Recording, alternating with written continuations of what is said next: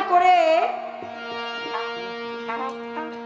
আমার মজিবুল বসর মাঝ ভান্ডারী দয়ালের দরবার থেকে আদেশ আসলেন, শ্রদ্ধেয় রফিক ভাই পালা দিলেন। একটি হচ্ছে হাসর আর একটি হচ্ছে কিয়ামত। আমার প্রতিপক্ষ শিল্পী আমাকে কিয়ামতের পালায় রেখে তিনি হাসরের পালায় থেকে বড় চমৎকার গান করলেন, কথা বললেন বড় চমৎকার। আর আমার রফিক ভাই পিছন থেকে বসে বসে বললো আজকে শুধু মাতালের গানই হবে। অবশ্যই অবশ্যই। দাঁড়িয়েছিলাম অন্য একটা মনোভাব নিয়ে,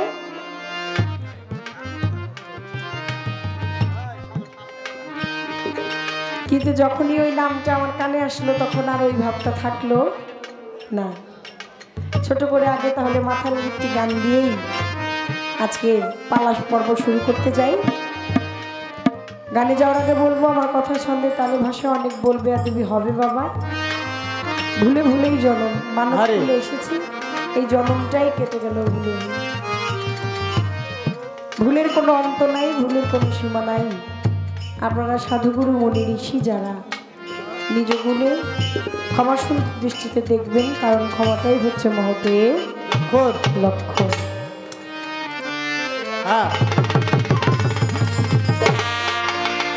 ওরে তারে কি আর পাশরিতে পারে বলো, তারে কি আর পাশরিতে পারে, নয়ন লাগে যারে তারে কি আর পাশরিতে পারে, তারে কি আর পাশরিতে পারে বলো, তারে কি আর ভুলিতে পারে, নয়ন লাগে যারে মজির মতো পাশরিতে পারে, তারে কি আর পাশরিতে পারে বলো, তারে কি আর ভুলিতে পারে, নয়ন লাগে যারে তারে কি আর পাশরিতে পারে, তারে কি আর পাশরিতে পারে।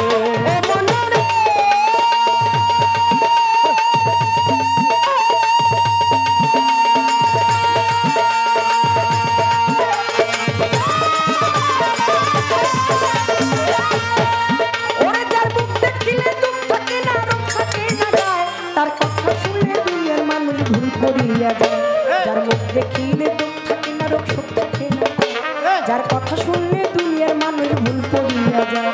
ওরে এমন একজন মজিবুল বসো পাইলে সংসারে, এমন একজন শফির বসো পাইলে সংসারে, এমন একজন মঈন চান্দে পাইলে সংসারে, এমন একজন হাবিব চান্দে পাইলে সংসারে, শাহ জালাল শাহ পরা পাইলে সংসারে, আলী শাহ সুলেমান লেংটা পাইলে সংসারে, গনি শাহ আর কান্দু শাহ পাইলে সংসারে, এমন একজন শাহ আলী পাইলে সংসারে, এমন একজন সরফুদ্দিন শাহ পাইলে সংসারে, এমন একজন কুতুবউদ্দিন পাইলে সংসারে, এমন একজন শেখ ফরিদ পাইলে সংসারে, এমন একজন নিজামউদ্দিন পাইলে সংসারে, এমন একজন খাজা বাবা পাইলে সংসারে, শাহ জালাল শাহ পরা পাইলে সংসারে, এমন একজন লেংটা বাবা পাইলে সংসারে, এমন একজন মজিবুল বসর পাইলে সংসারে, এমন একজন এসাক চাঁদ পাইলে সংসারে, মালেক চানার মালেক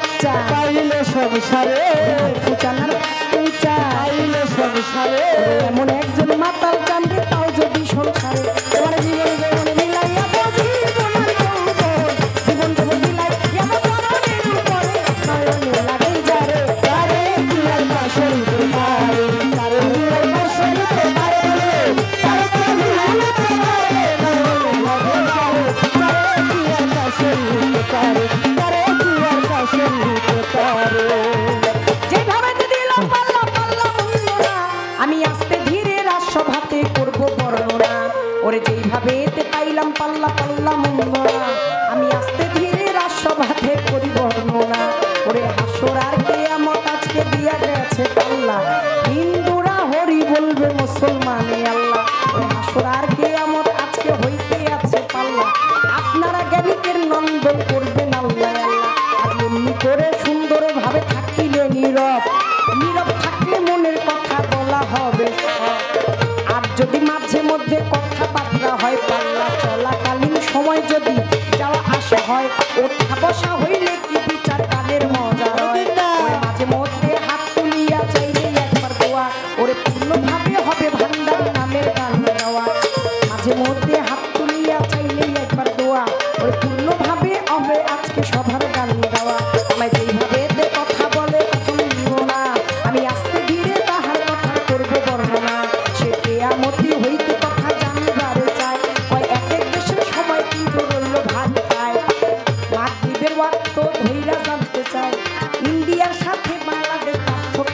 তাই আমেরিকার সাথে মিল কিন্তু নাই, যত দেশ আছে ভাগ কিন্তু তাই। জিগাইলো জিগাইলো জিগাইলো মোরে, মাগরিবের ওয়াক্ত ধরে ধ্বংস যাবে হয়ে। আমি আস্তে ধীরে বলবো কথা, আস্তে ধীরে আস্তে ধীরে বলবো কথা, বাজে যাবে না রে মরণে লাগে যারে, তারে কি আর ভুলতে পারে, তারে কি আর কষতে পারে বলে, তারে কি আর ভুলতে পারে মরণে লাগে যারে, তারে কি আর কষতে পারে, তারে কি আর কষতে পারে। এইভাবে বসে আছেন হিন্দু মুসলমান সভাকারে শুনতেছেন বাউল বিচার গান। আমার কাছে প্রশ্ন করে কিয়ামতি ধরে, কোন দেশের মাগরিবের ওয়াক্ত মিল যাবে রয়ে, ধ্বংস করবে আল্লাহ দিবে বিলুপ্ত করিয়া, বলবেন বলবেন এই না কথা কিয়ামত ধরিয়া।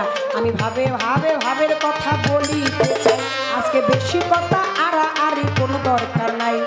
মাগরিব বলতে বুঝানো হয়েছে কি, আমি দিব দিব দিব কথা বলবো যে খাটি। এই জীবন বেলা যেদিন শেষ হইয়া যাবে, অন্ধকার নামিয়া আসবে প্রত্যেক জীবের করে। মাগরিব হইল অন্ধকার ওরে গুণের ভাই, একেবারে শেষ বেলা সময় ঘনিয়ে আসবে তাই। ওরে যার জন্য যাবে সেই দিন বিলুপ্ত হইয়া, ওরে যার জন্য যাবে জীবন অন্ধকার হইয়া, ওরে তার জন্যই মাগরিব আসবে সেই জায়গায় থাকিয়া। আমি এই তো কথার মূল বৃত্তান্ত, এই তো কথার মূল বৃত্তান্ত জবাব দিলাম তারে, মরণে লাগে যারে, তারে কি আর কষতে পারে, তারে কি আর কষতে পারে বলে, তারে কি আর ভুলতে পারে মরণে লাগে যারে, তারে কি আর কষতে পারে, তারে কি আর। রাখেন না, অত আমার সেটি নাই, যত কোনাবার তত না। চেতে গেলেন তো হেরে গেলেন, রাগারাগি চেতাচেতের মধ্যে কোনো কিছু নাই। প্রেম দিয়ে যদি কোনো কিছু না হয় তাহলে জোর করে কোনো জিনিস পাওয়া সম্ভব না না। প্রশ্ন করেছেন বড় চমৎকার, বলেন ইন্ডিয়া থেকে বাংলাদেশের প্রায় হাফ এন আওয়ার 30 মিনিটের ডিস্টেন্স। আমেরিকা বলেন, সুইডেন বলেন, অস্ট্রেলিয়া বলেন, তার থেকে আমাদের দেশের এক একটা সময় এক একভাবে। কিন্তু আল্লাহ পাক বলেছে মহরম চাঁদের 10 তারিখ বার থাকবে শুক্রবার। শুক্রবার হচ্ছে শুভ দিন, শুভ লগ্ন। মহরম চাঁদের 10 তারিখ এই দেহে যে 10টা ইন্দ্রিয় আছে, হাত পা চক্ষু কর্ণ নাসিকা ইন্দ্রিয়, জিহ্বা, হ্যাঁ, ত্বক বাত, এই যে দেহের যে 10টা ইন্দ্রিয় আছে, এই ইন্দ্রিয় শক্তির আলো যেদিন আপনার শেষ সময় চলে আসবে, সেই দিনই থাকবে আপনার শুভ লগ্ন, শুভ দিন। মহরম চাঁদের 10 তারিখ, আর বার থাকবে শুক্রবার, আর সময়টা থাকবে মাগরিব। এবার আমারে জিজ্ঞাসা করে বলেন, কোন দেশের সাথে তো কোনো দেশের মিল নাই, কিন্তু আল্লাহ পাক তো বলেছে যে পৃথিবীকে যখন বিলুপ্ত ঘোষণা করবে, যখন কিয়ামত ঘটবে, তখন সময়টা থাকবে একটা, সেটা হচ্ছে মাগরিবের ওয়াক্ত। তাহলে আমেরিকা, ইউরোপ কান্ট্রি যা যা আছে, এগুলোর সাথে তো কোনো দেশের কোনো মিল থাকবে না। এত মিলামিলির দরকার নাই। একটা কথাই বলতে চাই, মাগরিব ওয়াক্ত অর্থ হচ্ছে মাগরিব অর্থ সন্ধ্যা। এটা তো একটা সময়ের নাম, সময়ের নাম না বাবাজিরা? নামাজ হচ্ছে ফার্সি ভাষা, বাংলায় হচ্ছে সালাত, নাকি? এর একটা নামকরণ করা হয়েছে ফজরের ওয়াক্ত। ফজর হয় কখন? যখন ফজরের আজান হয়, একটু ভোর ভোর হয়ে যায়। আগের দিনে কিন্তু এই সময়ের নামগুলো ছিল না, ছিল আগে যখন মানুষ রোজা করতেন, তখন দেখবেন যতক্ষণ পর্যন্ত শরীরের পশম দেখা না যাইতো ততক্ষণ পর্যন্ত খাইতো, যতক্ষণ পর্যন্ত অন্ধকার থাকতো ততক্ষণ পর্যন্ত মানুষ খাওয়া দাওয়া করতো। আবার যখন মানুষ রোজা করতেন, সারাদিন শেষে আবার যখন সূর্য অস্ত যাইতেন, যখন সন্ধ্যা ঘনিয়ে আসতেন, যখন আর শরীরের দিকে তাকায় দেখতে আর পশম দেখা যায় না, তখন আবার তারা ইফতারি করতো। এটা একটা সময়, ফজর, জোহর, আসর, মাগরিব, এশা। মাগরিব অনেকে বলে, মায়েরা কয়, এই পোলাপান কই যাস, দেহেনে যাস না যাস, মাগরিবের আগে কিন্তু ঘরে ফিরে আসিস। কারণ মাগরিব হলেই নেমে যাবে অন্ধকার, তখন আর ডানে বামে, পূর্ব পশ্চিম, উত্তর দক্ষিণে আমার দিন গেল গেল রে বেলা।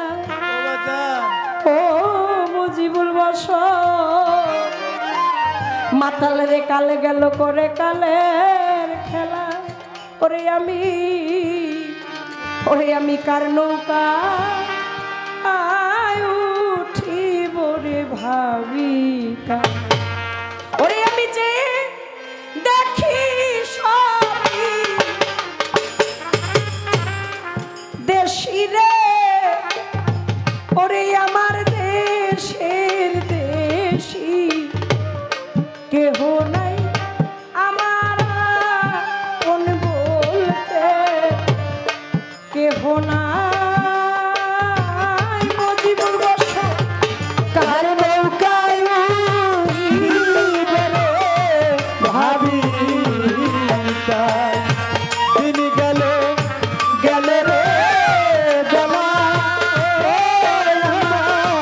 কালে গেল করে কালের হেলা তার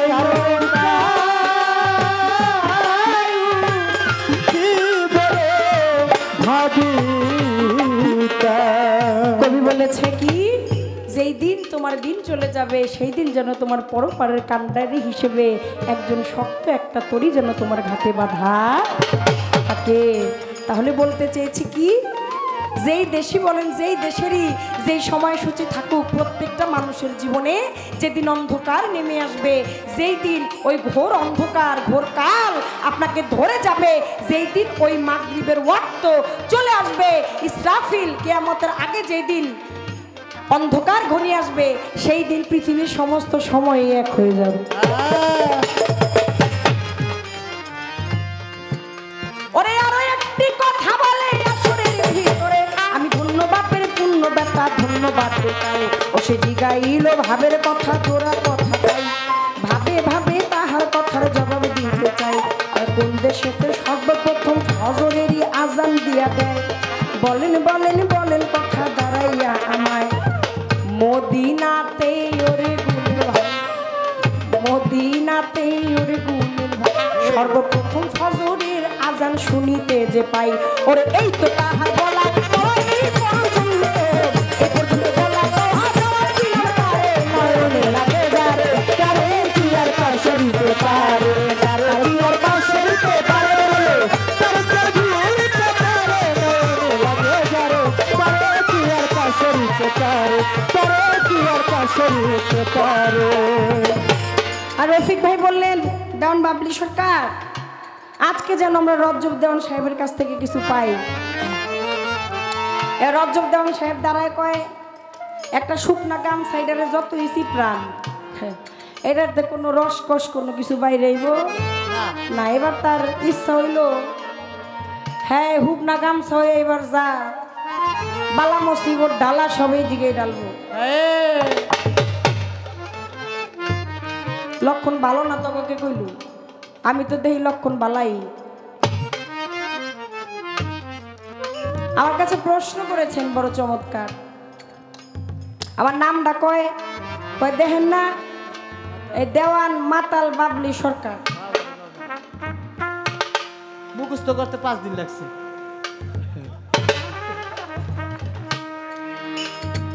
আপনি কুস্তি খেলেন আর র্যাকেট খেলেন আর ক্রিকেট খেলেন, আগে যদি আপনার এইখানে পয়েন্ট কাটা গেছে গা, আপনার লগার খেলুন কি আপনি প্রথম চান্সেই হাইরা গেছেন। কেমনে?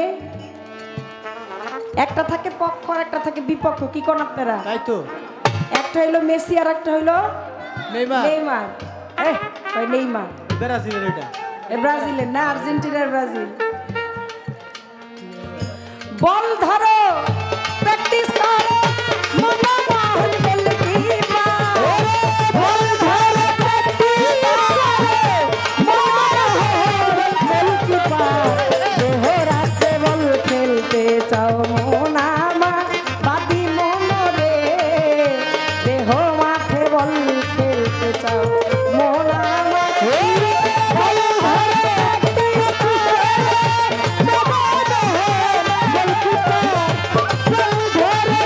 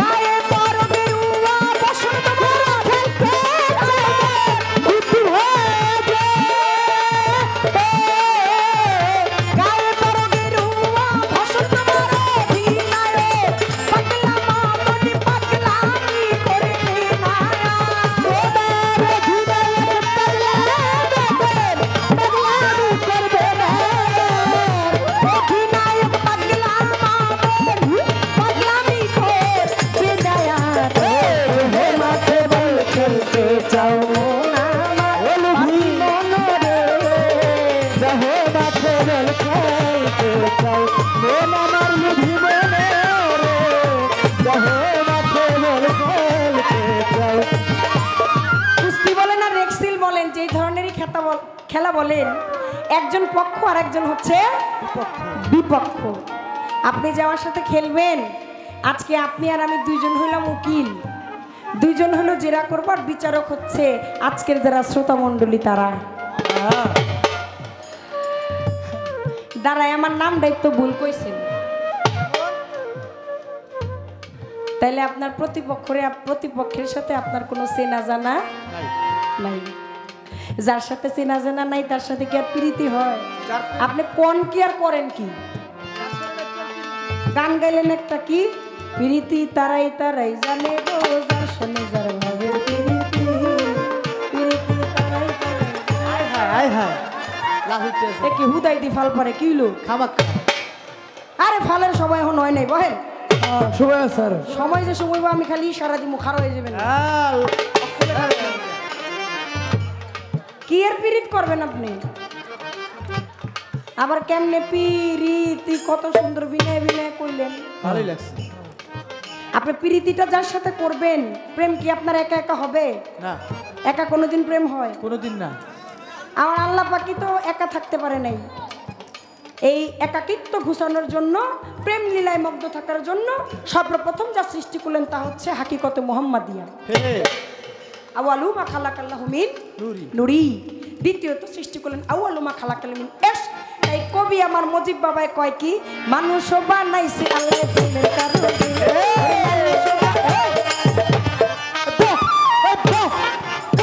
ওরে মানুষ বানাইছে আল্লাহ প্রেমের কারণে, ওরে মানুষ বানাইছে আল্লাহ প্রেমের কারণে। প্রেমের গুরি বান্ধরে মুর্শিদের সনে, ওরে প্রেমের গুরি বান্ধরে মুর্শিদের সনে। ওরে মানুষ বানাইছে আল্লাহ প্রেমের কারণে, মানুষ বানাইছে আল্লাহ প্রেমের কারণে। প্রেমের গুরি বান্ধরে মুর্শিদের সনে, প্রেমের গুরি বান্ধরে মুর্শিদের সনে। বসেন বসেন সাজান, বসেন বসেন সাজান। পাগলার কলম জারি হয়ে গেছে। মানুষ বানাইছে আল্লাহ প্রেমের কারণে। একা থেকে কোনোদিন প্রেম করা যায় না। একা হচ্ছে একটা কষ্টের জীবন, একটা দুঃখের জীবন, একটা লাঞ্ছনার জীবন। একা কখনো কেউ ছিল না, কেউ থাকতে পারে না। আপনি যত মুনি ঋষি, যত অলি আবদালগণ যাই বলবেন, মাওলার পীড়িত হয় জঙ্গলবাসী, মুনি ঋষি আউলিয়া সারা জীবন কাটায় তারা গাছতলাতে বসিয়া। পাইল কি ধন কইল না রে, তাই কান্দে জ্বালালে প্রাণ।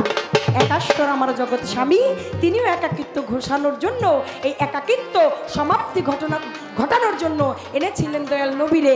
এবার যে আপনি প্রীতিটা করবেন, প্রীতি তারাই তারাই জানে গো, মধুর প্রীতি। যার সাথে প্রীতিটা করবেন, আগে তার সম্বন্ধে একটু ভালো করে জাইন না লইবেন না। দেওয়ান সব খুব খেয়াল কইরা, আমার নামটা হলো মাতাল দেওয়ান বাবলি। আমি কিন্তু আপনার নামটা বলতে ভুল করি নাই। মতে মোহাম্মদ জগতের গুরু, তত্ত্বে তাপসী গণের বাঞ্ছা কল্পতরু, আর লাতে লাশরিকা জপে চিরকাল। এই 3 অক্ষরে যোগ কইরা লোকে আমার মাতাল রে, রাজ্জাক দেওয়ান রে কইছে যে মাতাল রে, মাতাল রে কইছে যে মাতাল। ওরে যাক যাক, আর বেশি বইলা কোনো কারণ নাই, পাল্লার মূল বিষয়বস্তুর মধ্যে প্রবেশ করতে চাই। আপনি বলেন বলেন বলেন, কথা বলেন না দেখি। আমি হাসরের মাঠ হইতে আপনার প্রশ্ন করতেছি, আপনি দিবেন দিবেন দিবেন, কথা দিবেন বলিয়া। আজকে ব্যতিক্রম ভাবে গাইব আসরে দাঁড়াইয়া। ডান সাহেব সর্বপ্রথম দাঁড়ায় বলেন আজকে চাই, আমিও তো এই কথাই কই, আমি একটু ব্যতিক্রম ভাবে গাইতে চাই। কয়েকদিন ধরে শুরু করতে চাইতাছি, কিন্তু বয়াতে এরকম খুব জুইতের একটা খুঁজা পাইতাছি না। আজকে যেহেতু আপনিও চান আমিও চাই, তাহলে এই জায়গায় আর কোনো বাধা বিপত্তি নাই। সর্বপ্রথম প্রশ্ন বলেন, আমার আল্লাহ পাক হাসরের মাঠ সাজাবে, হাসরের মাঠ সাজাবে কেন? এই দুনিয়ায় আমার আল্লাহ পাক বান্দা সৃষ্টি করেছেন, রিজিক দিয়েছেন, দৌলত দিয়েছেন, জীবনে দিয়েছেন, হায়াত দিয়েছেন, মৌত দিয়েছেন অবশেষে। এই পাপাচার ব্যভিচার দিন দুনিয়ার মধ্যে যা কিছু করেছো মানুষ, তোমার এই হিসাব একদিন দিতেই হবে। কেউ দেখে আর না দেখে আমার আল্লাহ কিন্তু ঠিকই দেখে। দেখে। চোখ কিন্তু দেখে না। অনেকে কয় এই বেটা কি করস না করস, চোখকে দেখা করস না। আসলে কি চোখ দেখে? চোখ কিন্তু দেখে না। যদি চোখ দেখে তাহলে আপনি একটু আলোগুলা বন্ধ করে দেন, হ্যাঁ সেখানে দেখবেন সবই কিন্তু অন্ধকার। কি বাবা, অন্ধকার কিনা? আপনি আলো বন্ধ করেন, অন্ধকারের মধ্যে আপনার চোখ কিন্তু দেখে না। পর্দার ওপারে কি হচ্ছে আপনি কি দেখতে পারবেন? আপনি দেখতে পারবেন না। কিন্তু চোখটা একবার বন্ধ যদি করেন, আপনি যদি সেই স্মৃতিতে চলে যান, যদি মুর্শিদের সেই ধ্যানে চলে যান, তাহলে গতকালকে কি করছেন, পরশুদিন কি করছেন, এক মাস আগে কি করছেন, সবকিছু স্মৃতির আঙিনায় ভেসে উঠবে। হ্যাঁ, হ্যাঁ সবকিছু আপনার ভেসে উঠবে। তাহলে কেউ দেখে আলমার আল্লাহ পাক বলে আল্লাহ কুল্লে শাইন কাদির, আল্লাহ কুল্লে শাইন কাদির মঈন। আল্লাহ বলে ফুলে ফলে গন্ধে ডানে বামে পূর্ব পশ্চিমে উত্তরে দক্ষিণে অনলে অনিলে একটা কীট পতঙ্গের মধ্যে আমি আল্লাহর বসবাস। সবাইরে ফাঁকি দিলেও আপনি রোজ হাসরের দিনে সেই দিন আমার মাওলাকে ফাঁকি দিতে পারবেন না। হাসরের মাঠ সাজাবে কেন? আমার আল্লাহ পাক বিচার করবে।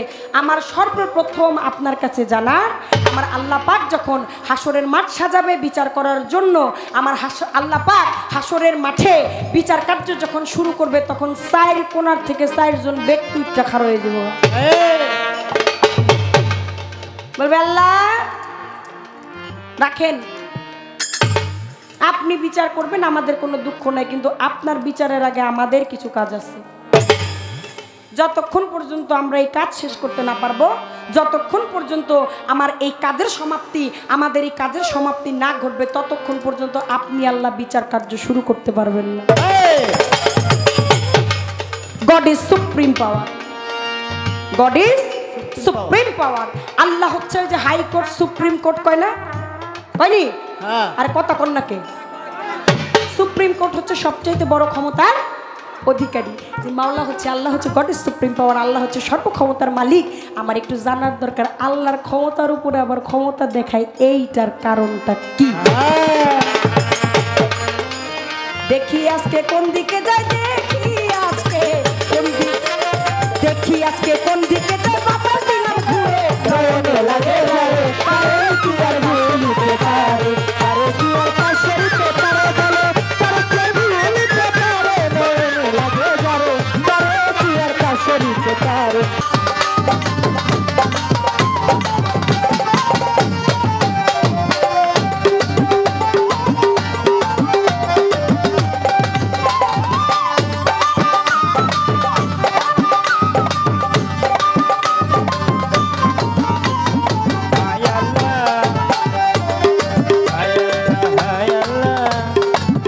হাসর কিয়ামত পালা, তার ভিতরে আপনাদেরকে বলতে বলছে আল্লাহ আল্লাহ। সেই আল্লাহ আল্লাহ বলতে বলতে আমার আল্লাহ বাড়ি করে দিছে একবার। আচ্ছা, কয় আপনি তো খেলাই হেরে গেছেন, গা খেলবেন কি? আরে আমি হারার পক্ষেই আছি, এটা আজকাতে না, হারার পক্ষেই। সবসময় আমরা হারি, সবসময় আমরা হারি, জিতি না। কারণ আমার জীবনের 96 থেকে গান শুরু করেছি, পালা গান, এখন পর্যন্ত গান করতেছি।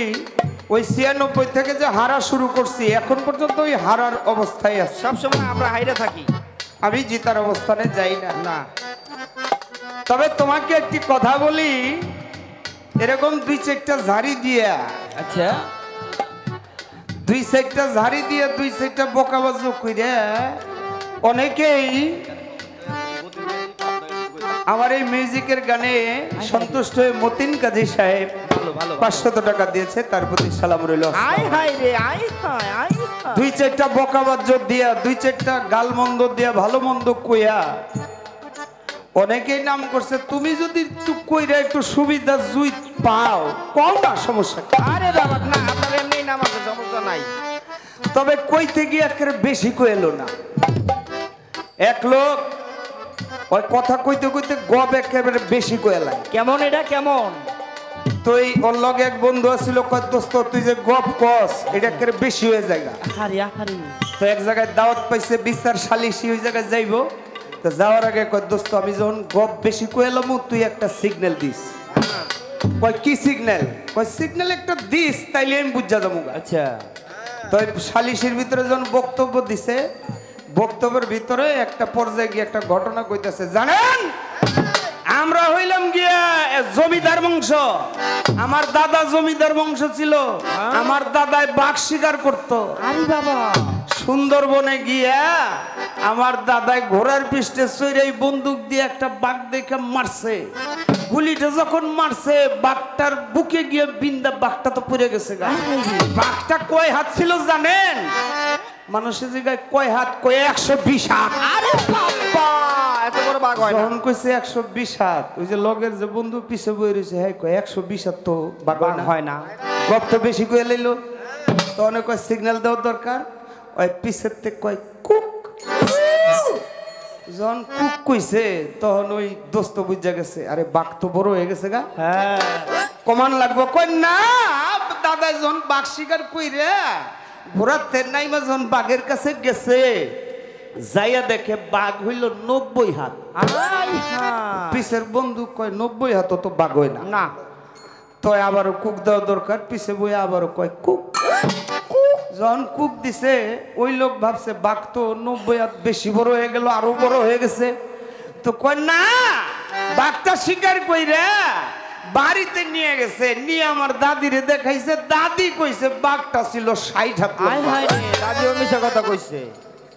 ওই পিছনের বন্ধু কয় 60 হাত তো বাঘ হয় না। না তো পিছে তা আবারও কয় কুক। তো কয় বাঘ মনে হয় আরো বেশি বড় রয়ে গেছে গা, কয় তো আরো কমান লাগবে। কয় না দাদি আবার আমার বাবারে ডাক দিয়া মারে ডাক দিয়া দেখাইছে, দেখে যাও তোমার শ্বশুরে বাঘ শিকার করছে। বাঘটা তখন বাবা মায় দেখা কইছে বাঘটা ছিল 30 হাত। আরে বাবা কমাইতে কমাইতে 30 হাত করে কমাইতেছে। তো পিছের বন্ধু কয় 30 হাত তো বাঘ হয় না, না এটাও তো বেশি বড় হয়ে গেল গা। তো পিছের বন্ধু কয় কুক। যখন কুক দিছে ওই বন্ধু কয় কুক কুক দিস না, এত কুক কুক দিলে বেটা তোমার বাঘই থাকে না। আবার যদি কুক দেশ আমার বাঘই থাকে না। 30 হাত করে কমাইছে, তো অনেক 30 হাত কমাইলে তো বাঘই থাকে না। হ্যাঁ এত বেশি বেশি কয়ে ফেলাইলে তো আবার ওই কুকের মতো হয়ে যাবে। পয়লা গান গাইছে জিমাইনা মুরগির মতো লাগছে, ওখানে লাগে যেমন স্টেজে একটু গরম হয়ে গেছে। আচ্ছা বাবা আপনারা তো এখানে আছেন, আমার কথাটা তো আপনারা শুনছেন। আমি কি খারাপ কিছু তারে বলছি? না নামের গিবত করছি? না আমি কি বলেছি? দেওয়ান মাতাল বাবলি সরকার। আমি কি অন্য কিছু বলছি? জীবনও না। তাহলে তুমি নাইলে দেওয়ানটার আগে মাতালটা বসাইছো, আমি নাইলে দেওয়ান বসাইছি আগে, একই তো হইলো। ভুলটা হইতেই পারে, ঘুরে ফিরে তো এই জায়গায় হইলো। আমার আপনি নামই ঠিক করতে পারলেন না, মাতাল দেওয়ান বাবলি সরকার। যেই লাউ সেই কদু, যেই লাউ সেই কদু। একই হইলো। কি হইলো এটা? নতুন কিছু আইলে না কথা আছে? কি আমাকে মাথা ঠিক করে গান গাও, বাড়ির ঝগড়া এই স্টেজে দেখায়। মরছি রে। আল্লাহু আকবার। বাড়িতে যে ঝগড়া করছো এটা আমি কেউ কাছে কইতে চাই না। আল্লাহু আকবার। আল্লাহ আমার দেখো হয় না। যাই হোক, কয় আমার সাথে পিরিত করো, পিরিত করলে না করলে, আরে তোমার লোকে পিরিত করতে আমি কি লেগে স্টেজে? তোমার সাথে যদি প্রেম নিবেদন করতে হয় তাহলে বাড়ি আছে, তাই এখন তোমার সাথে মিলমিশ করে গান গেলে পাবলিক মিল্লা গান গাইতে। এই মিলমেশের স্টেজ এখানে হইলো খেলোয়াড়, খেলতে আইছি। পারলে তুমি একটা গোল দিবা, আমি একটা গোল দিব, এগুলো গোলের বিষয়। গান আগে বল ছাড়া গোল।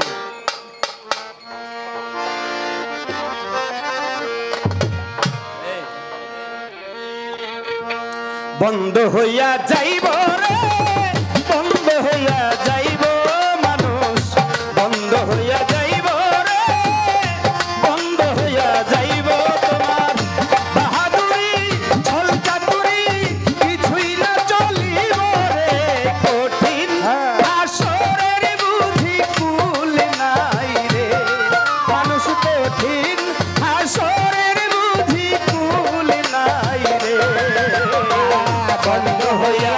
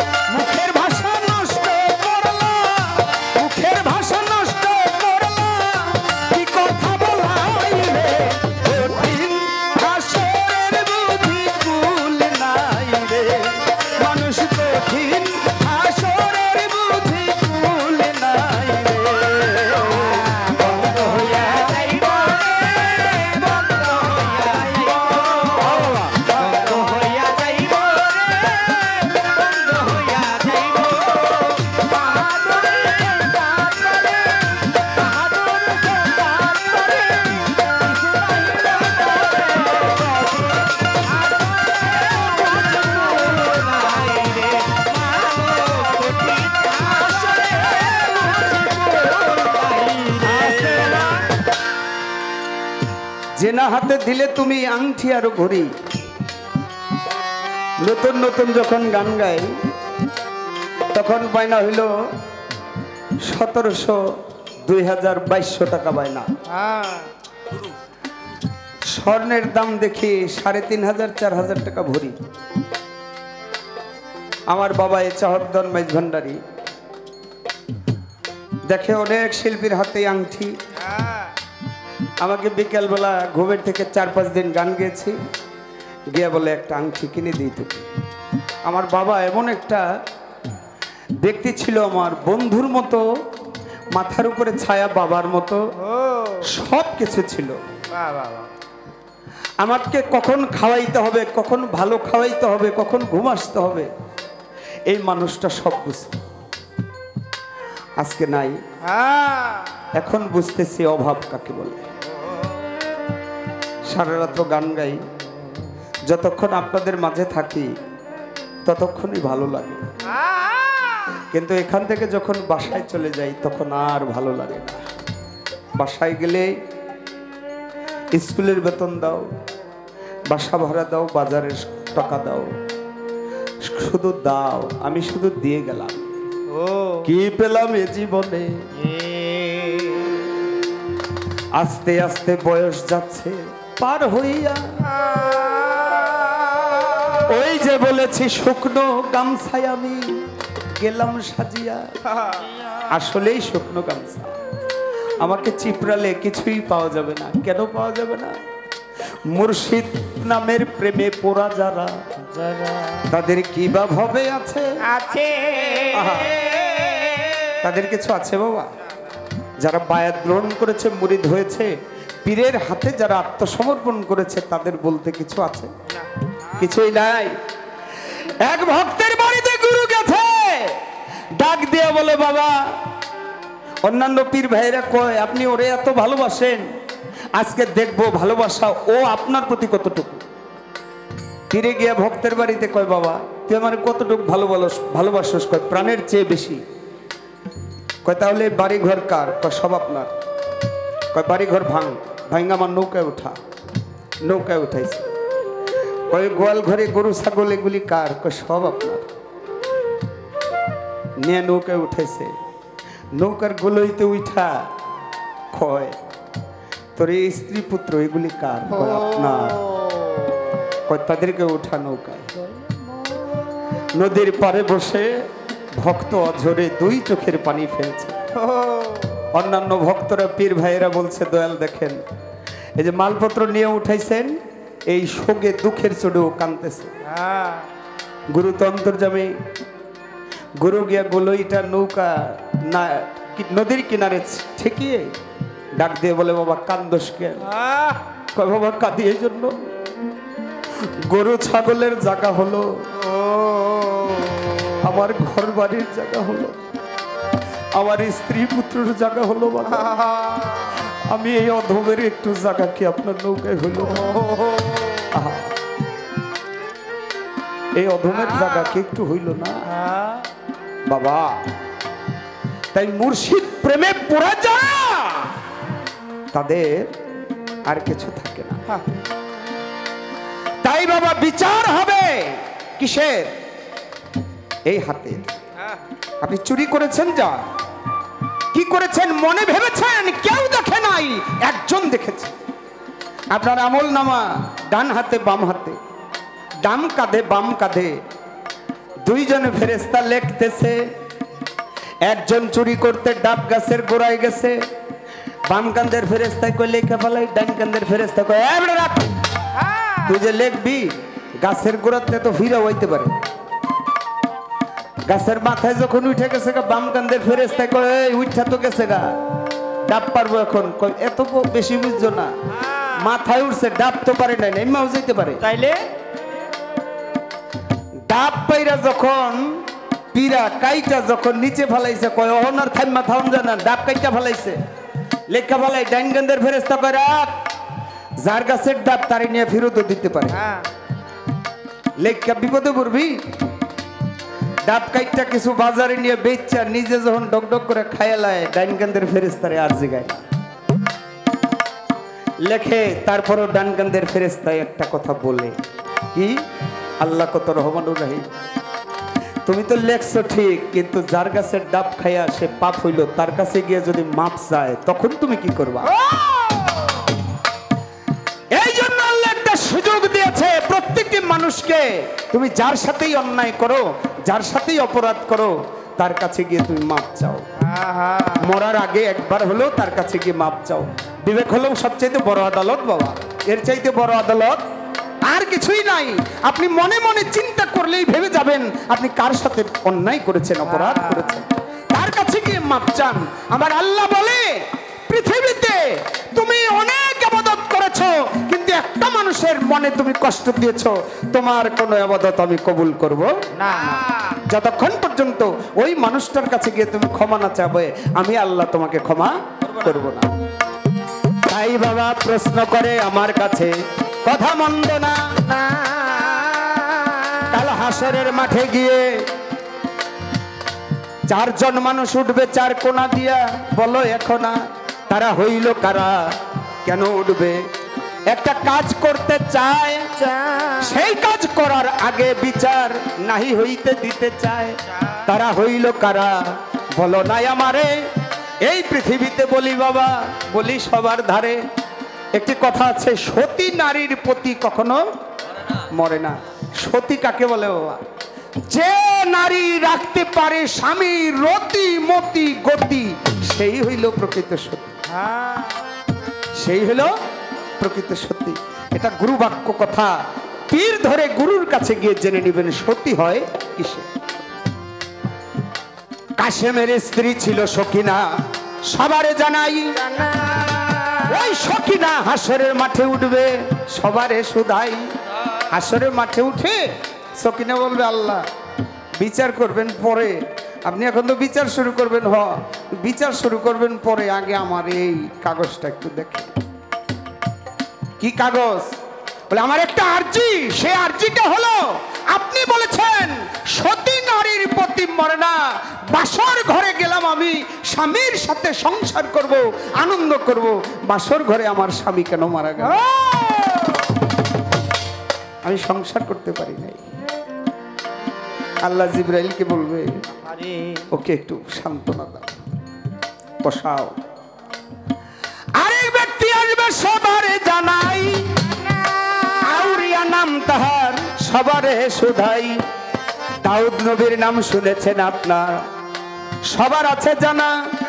দাউদ নবী ভালোবাসি বাজাইতে পারতো, কোরআনে বর্ণনা। দাউদ নবীর সুর অনেক মিষ্টি ছিল, তিনি যখন সুর দিয়ে তার কিতাব পড়ত, গৃহাস পর্বত তার দিকে হেলিয়া পড়িত। বাবা এই দাউদ নবী বিয়া করছে 99টা। একদিন রাস্তা দিয়ে যায়, তার এক উজিরের বউ অনেক সুন্দর দেখা, তার উজিরকে কয়, এই বউটা কার রে? কয় আউরিয়ার বউ। কষ্ট, এত সুন্দর বউ আমার গ্রামে থাকে আমি জানি না। আউরিয়ারে খবর দিবি। সন্ধ্যাবেলায় আউরিয়া গেছে দরবারে চলিয়া, আউরিয়াকে ডাক দিয়া বলে, দাউদ নবী শোনো তাই বিনাইয়া, তুমি কি তরবারি ধরতে পারো, যুদ্ধ জানো? বলো নাই আমারে। আউরিয়া কয়, যুদ্ধ জানি না হুজুর, বলি আপনার তরে, তরবারি ধরে আইয়া শিখাইয়া যুদ্ধ দিল এক রাজ্যে পাঠাইয়া, ওই রাজ্যে আউরিয়া গেল শহীদ হইয়া। এক রাজ্যে পাঠাই দিছে, আউরিয়া শহীদ হয়ে গেছে। আউরিয়ার বোর কাছে গিয়ে কয়, তুমি আর কান্নাকাটি করো না, তোমার স্বামী যেহেতু মারা গেছে, আমি তোমাকে যদি বিয়ে করি তুমি বিয়ে বসবা? আউরিয়ার বউ কয়, কি রে, আমার স্বামী যেহেতু নাই, উনি একজন আল্লাহর নবী, সে যেহেতু বিয়ে করতে চায়, তাইলে আর আমি অমত দেই কেন? রাজি হয়ে যাই। হ্যাঁ হুজুর রাজি। বিয়ে করে ঘরে নিছে, বাসর ঘরে বাসর করবে, আর এই টাইমে দরজায় গিয়ে লক করতেছে দুজন লোক। কয়েক তোমাকে কোনো কথা আছে, কয়েকটা বিচার আছে, কয় কালকে সকালে, কয় সকাল পর্যন্ত থাকা যাবে না, মারা যাবে লোক। মনে মনে কয় লোক যখন মারা যাবে তাহলে বিচারটা করে এলি। আচ্ছা, দরজা খুলে বাইরে বেরিয়েছে, বাইরে কই কি ব্যাপার, কিসের বিচার? কয় হুজুর দেখেন, ওর আমার হইলো একটা ছাগল, আর ওর হইলো 99টা ছাগল। আমার একটা ছাগল জোর কইরা 99টার লোকে 100 পূরণ করছে, এখন আমার দেয় না, চাইতে গেলেই মারে। এই বেটা বাসর ঘর করুন পরে তোর বাড়ি হাতে লইছে, তোর বিচার করে লইয়া তোর আজকে শেষ। এই বেটা উচিত হইলে ওই গরিব লোকটারে 2-4টা ছাগল দে, তা না দিয়া তুমি ওরটা নিয়ে জোর করে 100 পূরণ করছো। হ্যাঁ।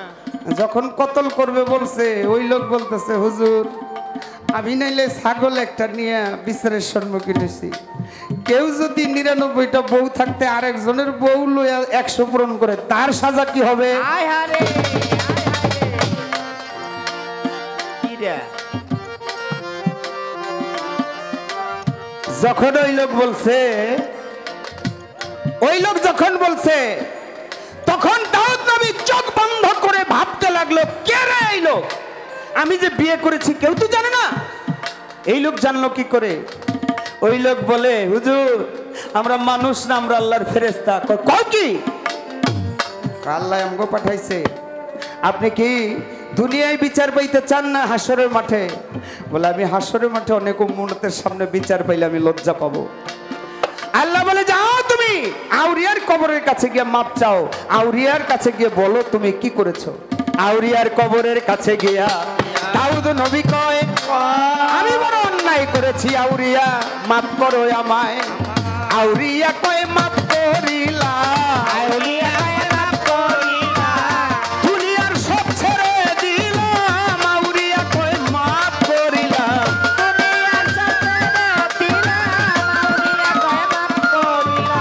হুজুর আপনার উপরে কোনো রাগ নাই, মাফ করে দিছি। দাউদ নবী হাসতে হাসতে যায়। আল্লাহ কয় তো আনন্দ করো না। কয় কেন? কয় তুমি যে বেটার বউ বিয়া করছো ওরে মাইরা, এইটা কইছো? কয় না এটা তো কই নাই। কয় এটা কও। দাউদ নবী গিয়া কয় আউরিয়া রে আমি তো তোর বউ দেখে পছন্দ করে বিয়া করে লাইছি, আমার মাফ করে দে। আউরিয়া কয় আগে না বুঝা মাফ করে দিছে, আর বুঝার মাফ করতে রাজি। দাউদ নবীকে আল্লাহকে কি করো? কোনো কথা নাই, আউরিয়া যতক্ষণ মাপ না করবো ততক্ষণ তুমি মাপ চাইতে থাকো। হ্যাঁ।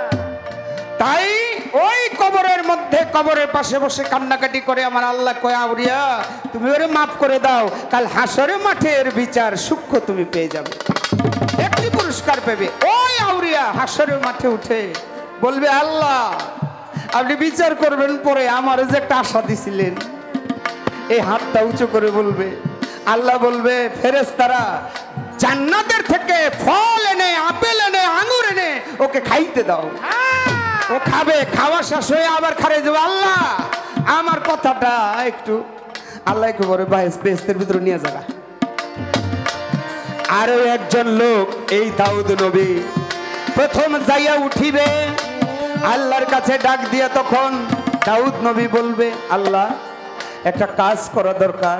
কি করা দরকার? আবার নবী এসে বলবে আল্লাহ দাউদকে দিয়া একটু মিলাদ পড়ান, একটু কোরআন তেলাওয়াত করান। তখন দাউদ নবী তার সুরালা মিষ্টি কণ্ঠে কোরআন তেলাওয়াত করবে, মিলাদ করবে। এই জন্য আপনাদের একটা কথা বলি, বর্তমানে আমাদের সমাজে কিছু লোক আছে তারা মিলাদ পড়ে কিন্তু দাঁড়িয়ে কিয়াম করে না। কি বাবা?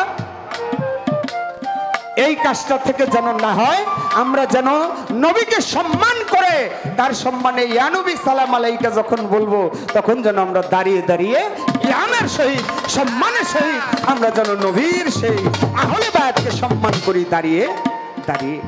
তাই আমার গানে বলে হস্তপদ চক্ষু কর্ণ নাসিকা জবানে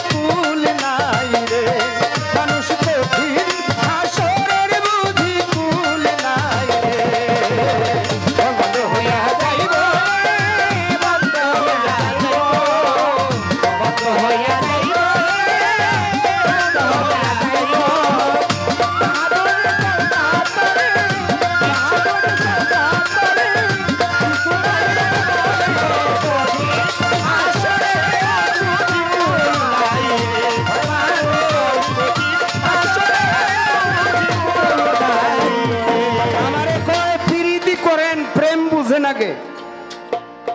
আরে প্রেম কি করবো, আমার দাদা গুরু রজবদন গান লিখেছে, প্রেম করলো যেজন রসিক সুজন সেই সে বেদন জানে গো অসুরাসি প্রেমিক বিনে। সেই প্রেমিক কই বাবা, কই পামু?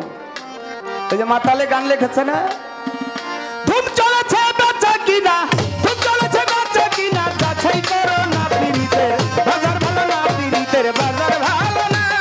ধুম চলেছে বাচ্চা কিনা, ধুম চলেছে বাচ্চা কিনা, যাচাই করো না পীড়িতের বাজার ভালো না, পীড়িতের বাজার ভালো না। ধুম চলেছে বাচ্চা কিনা, ধুম চলেছে বাচ্চা কিনা, যাচাই করো না পীড়িতের বাজার ভালো না, পীড়িতের বাজার ভালো না। আসল মাল বাজারে উঠে গো, নকল মালের ভৈরা যারা তারাই খুব গরম গো। আসল মাল বাজারে উঠে গো,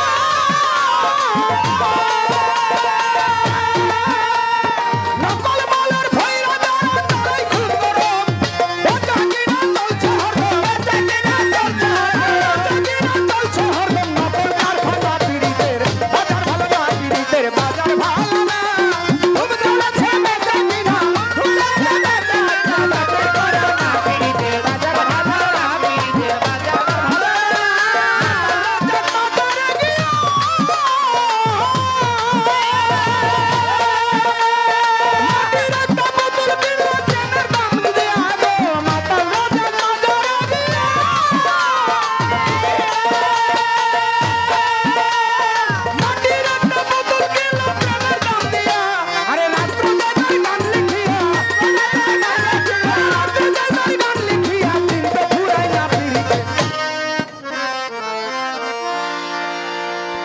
পীড়িতের বাজার ভালো না, এটা মাতাল কবিরাজ একদমই বলে গেছে। হ্যাঁ, প্রশ্ন করি তোমার কাছে, ভালো নাই আমারে কিয়ামত ধরিয়া, প্রশ্ন করি বোতা হারে, সুন্দর ভাবে জবাব দিবে আসরে দাঁড়াইয়া, যা জিজ্ঞাসা তাই খোলাসা করিবে খুলিয়া। এইবার আমি জিজ্ঞেস করি কিয়ামত ধরিয়া, মাত্র গেল অধিক হইয়া ঘড়ির দিকে চাইয়া, এইবার প্রশ্ন আমি করিব তাহারে, সুন্দর ভাবে জবাব দিবেন দাঁড়াইয়া আসরে সে। আচ্ছা, এই কিয়ামত সংগঠিত হয়ে যাবে, ঠিক এর আগে একটা লোক হাতের মধ্যে একটা পোড়া চলা নিয়ে, চলা ওই যে লাকড়ি যেটা আচ্ছা। পোড়া, এই পোড়া লাকড়ি লইয়া পৃথিবীটাকে আড়াইটা ঘুল্লা দিয়ে, সারা পৃথিবীটা আড়াইটা ঘুল্লা দিবে। আপনার কাছে আমি জানতে চাই, ওই লোকটাই আড়াইটা ঘুল্লা দিব হাতের মধ্যে পুরা চলা লইয়া, এটার কারণ কি, আর এইটার সাথে কিয়ামতের সম্পর্ক কি? হায় হায় রে। এই ছোট্ট করে একটি কথা আশারি কি তার সুন্দর মীমাংসা করবেন। একটা বিচ্ছেদ, সেই বিচ্ছেদটা আমার রফিক ভাইয়ের তার লেখা। বিচ্ছেদটি আপনারা শুনলেই